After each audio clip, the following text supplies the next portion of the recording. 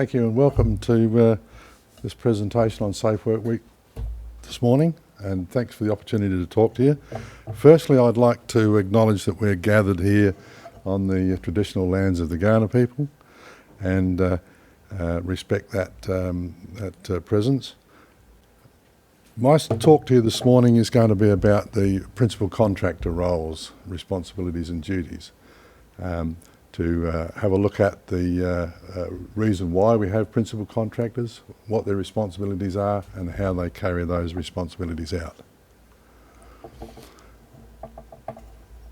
Under the construction regulations, a principal contractor is required as soon as we have what is termed as a construction project, and that is when the work is valued at more than $250,000, we have a construction project.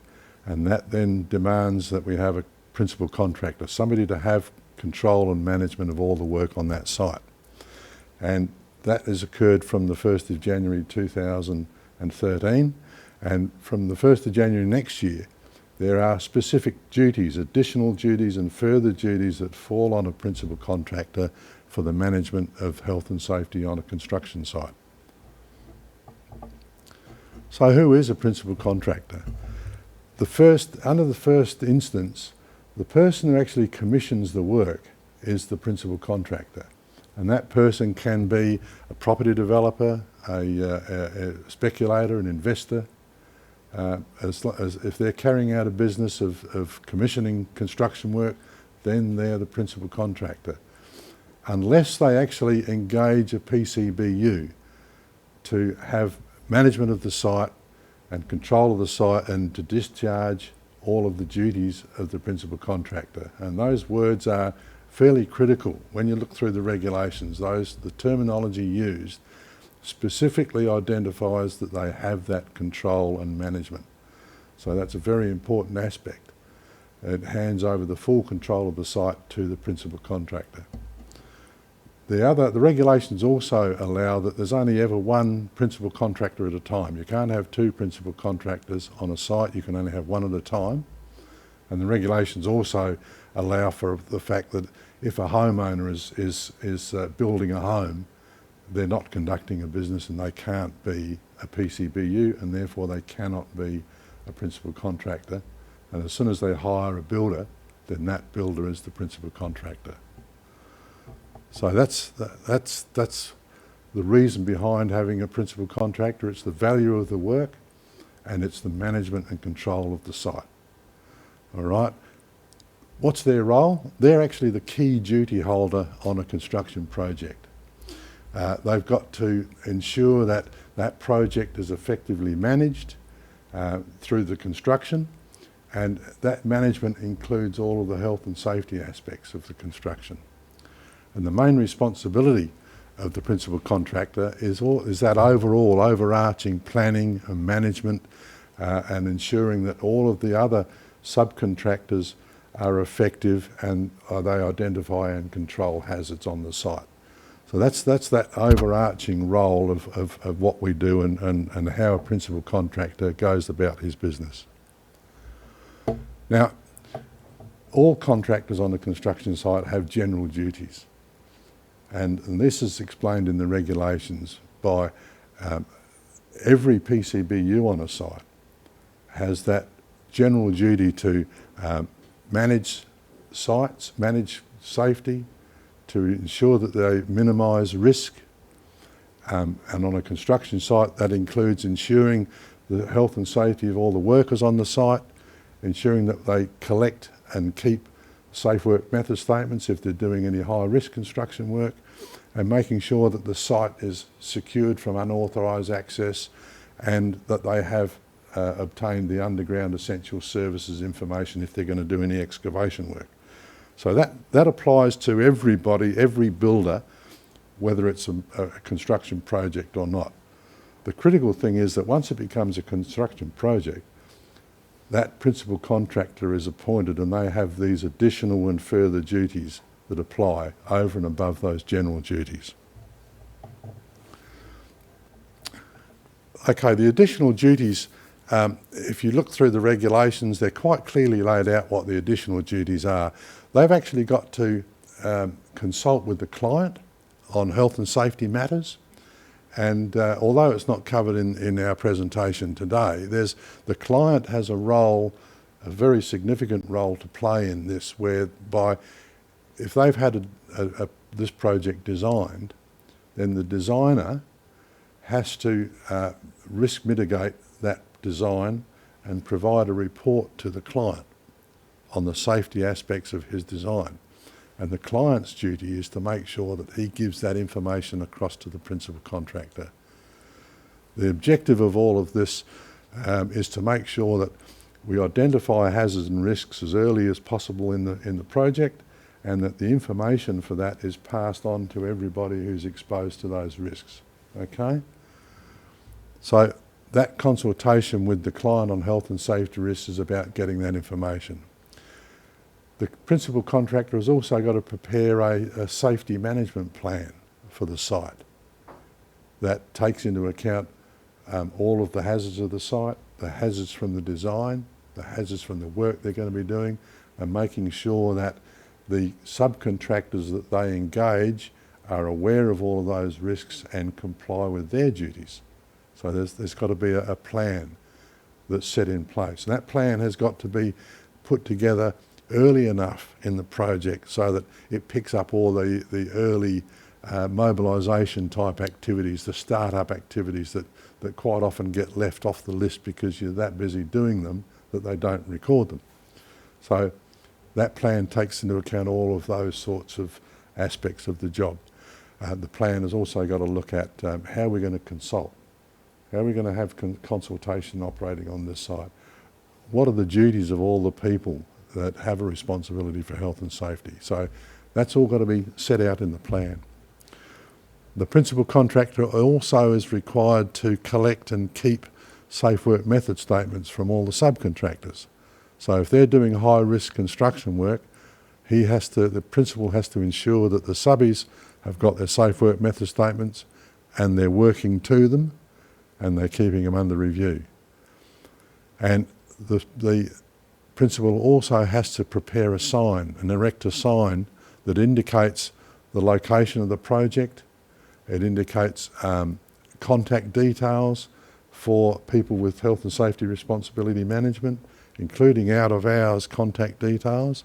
This is so that if anybody is on site and is injured, then the police and the ambulance people and authorities have contact available. So you have a sign for it. And the principal also has to make sure that under their plan, all the PCBUs on the site, whether they're single operators or smaller companies, they all consult, collaborate and coordinate their activities so that this minimises the risks to everyone on the site. The principal has further duties. On top of those additional duties we've talked about, they've also got to have arrangements in place, if you like to call it that. The legislation is very specific in its wording. It talks about what their additional duties were, and they're specific, and then it talks about what their further duties are, and they are to have arrangements in place. And when it talks about having arrangements in place, what it's really saying under the legislation is that you don't have to do all this stuff yourself. You're responsible for it, but as long as you've got arrangements in place to make sure that everybody on the site does it, that's the critical point. In other words, you've got to look after the work environment. You've got to make sure there's first aid on the site. You've got to make sure that there are emergency plans and everybody uses the PPE they're supposed to use. Obviously, it's not the principal contractor's duty to provide all of that stuff, but he's got to make sure that all the subcontractors have it all under control. And that includes airborne contaminants like fumes and hazardous atmospheres, and also looking at the way materials are stored on the sites, the storage of flammable and combustible substances, looking at managing the risks of falling objects, stopping people from being hit by falling objects, and also managing the risk of falls. So the principal's job is to make sure all of that is in place. not to actually do every one of them themselves, but responsible for making sure that they happen. And they've also got to have additional procedures in place to manage risks. There are certain risks that have got to be managed on a site that are fairly constant, and that is the risks from the storage, waste, plant material and transport are all managed. You've got to have a system for that. So these all fall under the role of the principal contractor. Okay, how do they do that? How does a principal contractor go about doing all these things? Their duties are to actually make sure that the job is well managed. So this is their major focus, is to make sure that the job is well managed during the construction phase, that they've got a procedure in place for actually monitoring what's going on the site. The principal contractor's got to know what everybody's doing and what they're going to be doing and the quality and the safety of it. So they've got to monitor what's happening on site. And they've got to make sure that the construction phase is adequately resourced. In other words, they've got enough people, they've got enough plant and equipment, and they've also got enough time. Time is a resource on a construction project, and quite often safety can get squeezed, if you like, by people pushing the time barriers, okay? But that's a job that's purely and simply for the principal contractor and the subcontractors to manage that time and make sure that they've got enough time. You also have to make sure that contractors have enough information about the project, so they are aware of the plans. That's the safety plans and the technical plans. Have got enough information about what other subcontractors are doing around them so that they can plan their work forward. Also, the principal's got to make sure that among them they've got enough facilities to suit the people on site. So we've got enough lunchroom space, enough drinking water, enough power, enough toilets. So they need to know, what the resource levels are going to be so that this can all be managed properly. And they've also got to make sure that the workforce is effectively consulted about the work that's being done and the risks from that work. And that consultation is the responsibility of the principal contractor to actually establish that, but it's also a responsibility of all the other PCBUs on the site and the workers to comply with that requirement. All the PCBUs need to be aware of their duties and that these duties are non-delegable. In other words, you cannot delegate a responsibility or a duty. You can delegate an activity, which means you can delegate somebody to write a SafeWork method statement. But it still remains with the principal contractor the fact that the responsibility is that they have to make sure it's done. So they can't, there's no cop-out, if you like to call it that. And more than one person can concurrently owe the same duty. In other words, if you've got a construction site where you might have 3 or 4 separate small contractors working side by side doing different aspects of the job, they've all got that same responsibility to make sure that their workers don't affect the health and safety of anyone else, and they've also got to make sure that nobody else affects the health and safety of their workers. So it's a sort of it's this horizontal consultation to make sure that everybody knows what's going on, they're all cooperating and collaborating. And that's a duty that you cannot delegate to anybody else, and it's the same duty that's owed by each one of them. So none of them have got a position to be able to turn around and say, well, that's being managed by Joe over here, so I don't have to worry about it. No, that's not right. It has been managed by Joe, but you do have to worry about it yourself. And the other critical point for principal contractors is that they've got to engage suitable subcontractors. One of the duties of the principal contractor is to make sure that when they're bringing resources onto a site, and these resources can be in the form of subcontractors, that they're competent. And that so they have to make sure that the subcontractors, before they engage them, are competent to do the work that they want done, and that these subcontractors also have systems in place to manage their health and safety, and also have got the ability to fit in with the principal contractor's systems. So there's a duty on there to actually make sure that you are hiring competent people. And that occurs even before the contract's even signed. It's even during the tendering processes. One of the best ways of identifying that you've got a competent subcontractor is to actually ask those questions during the tendering phase. Consultation is absolutely critical on a construction site. Health and safety matters, they should be clearly addressed at any pre-contract meeting, even before a contract's signed. Make sure that you all understand where you are and what your duties and role is, and what is expected of you. Consultation can be formal. Some projects have very formal processes for consultation, and a lot of this depends on the size and complexity of a project. If you have a whole range of different trades, and you might have 500-600 men on a site, you've got different levels of consultation and different standards of consultation. Some can be formal, where you've got very formal, you work to an agenda, you take minutes and decisions are made. Others can be very simple toolbox meetings, where you sit down and agree a position, agree what you're going to do, and the supervisor just makes a note in the diary that we consulted on this. And Pete and Bob were there and we decided this. That's still consultation. And the principal contractor, their role is to make sure that happens.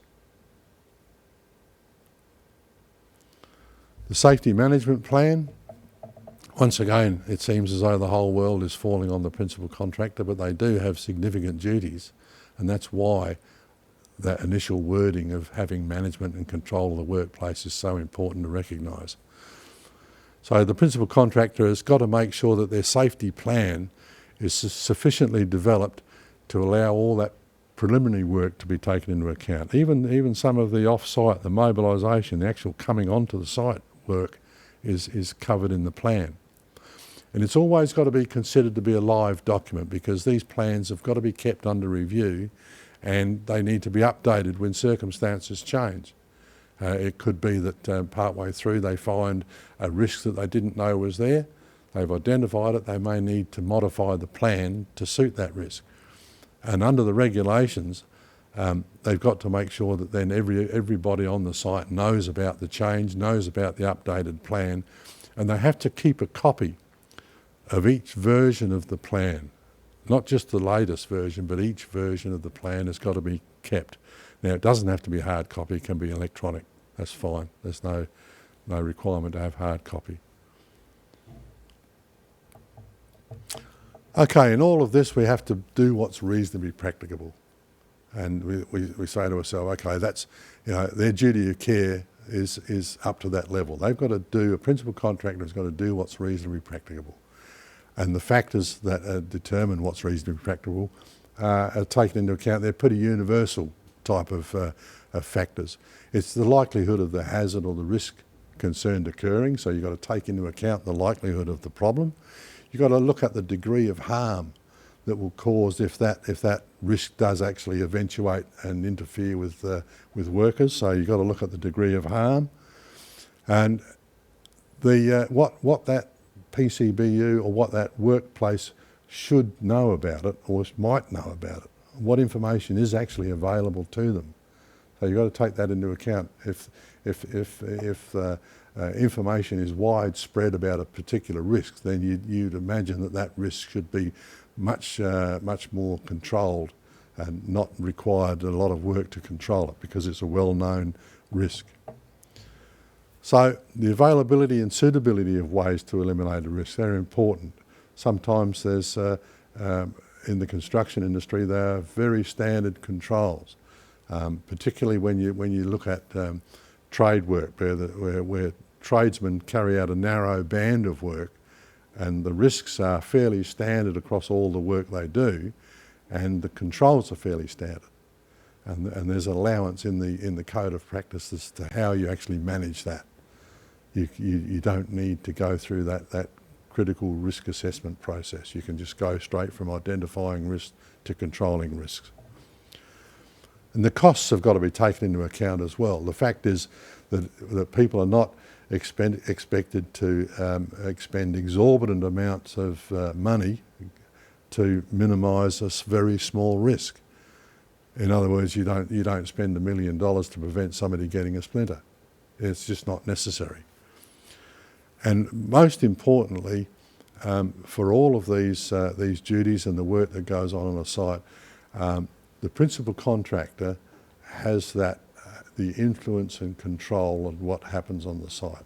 And that's a very important aspect of deciding what's reasonable and what's reasonably practicable.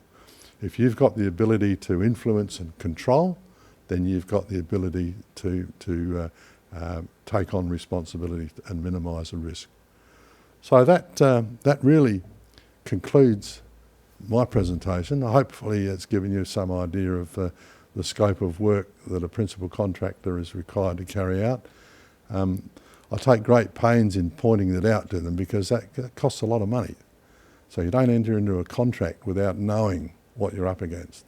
And so if your business is going to be a principal contractor, you need to know all the aspects because you need to be able to price that into your work.